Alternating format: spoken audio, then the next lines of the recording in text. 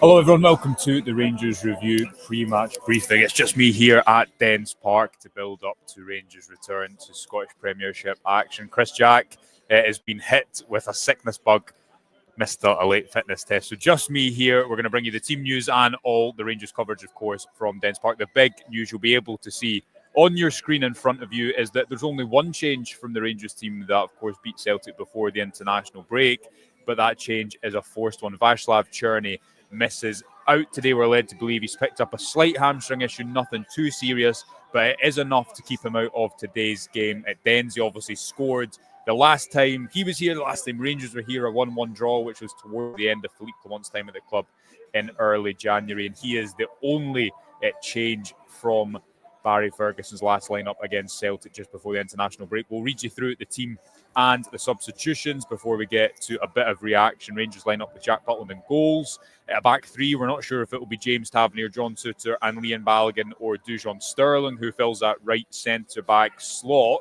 But it certainly seems as if Rangers are sticking with this back three shape. We'll get into what that might look like in a second. The midfield three of Nico Raskin, Mohamed Diomande and Connor Barron.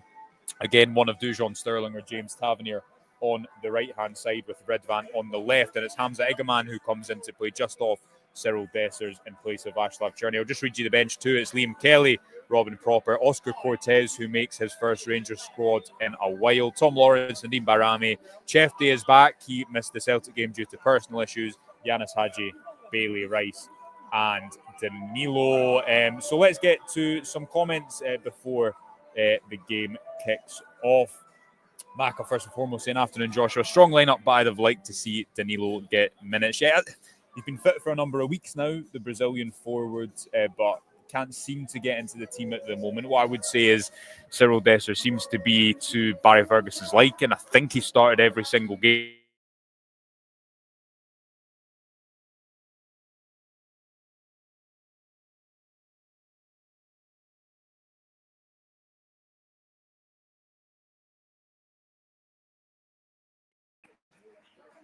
Elsewhere in the Rangers team, the main talking point is who starts at right wing back in particular. Dujon Sterling played higher up.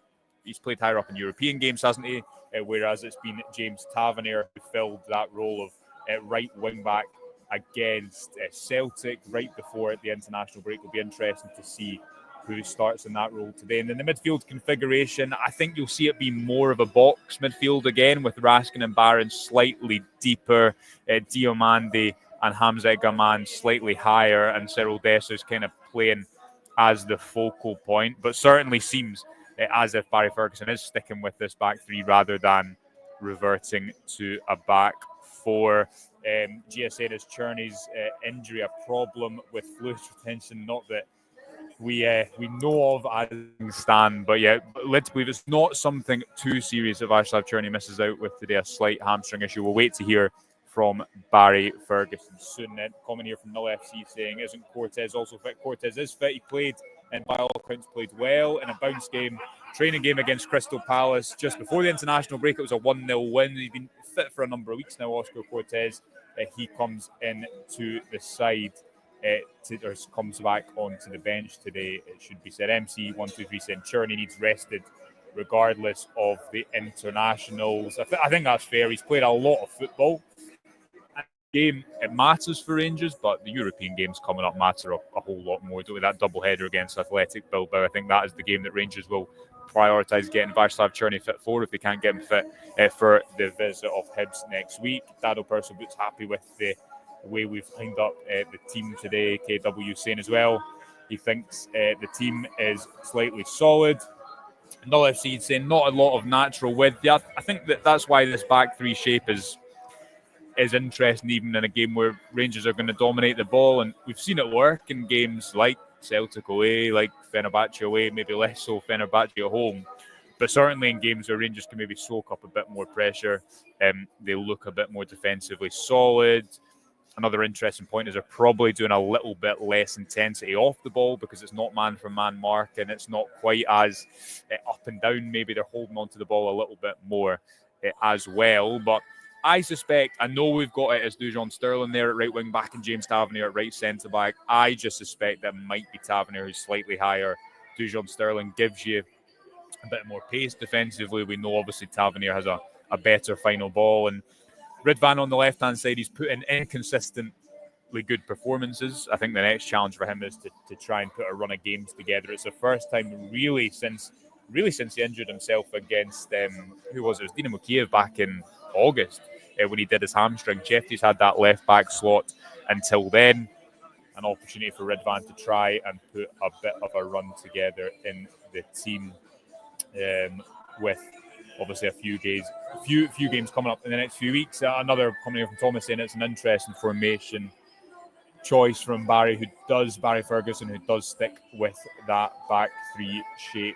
To Dundee lineup, we should tell you, Trevor Carson in goals, Joe Shaughnessy, Jordan McGee, Scott Tiffany, Josh Mulligan, Adewume, Simon Murray, Finlay Robertson, Larchie, Mo Silla, and Aaron Donnelly. To obviously Dundee signed off for the international break themselves with that really impressive derby win just across from Dens Park at Tannadice, a 4-2 win, which was really important for them. But they've not had a great season overall. Big game for them tonight to try and put wins back to back.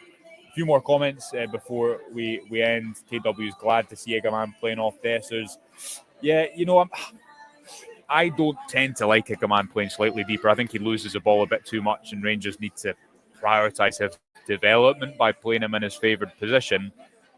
But playing in this shape rather than a 4-2-3-1 should maybe allow him to play slightly higher to Dessers, as opposed to having to drop too deep and link play. Mohamed Diamandi, I suspect, will be the highest of those midfielders, as has been the case when Rangers have played this shape.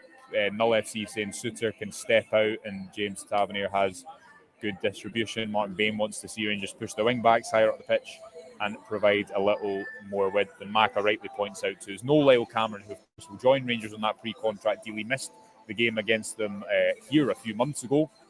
No Lyle Cameron today for Rangers, for Dundee, due to an injury issue. He of course will join Rangers in the summer. Blazing Blue hopes Dessers is floating and Igaman stays century. I just don't think it's Dessers really. It's not his game to link it. When he has space in behind, I think he's a much more effective player.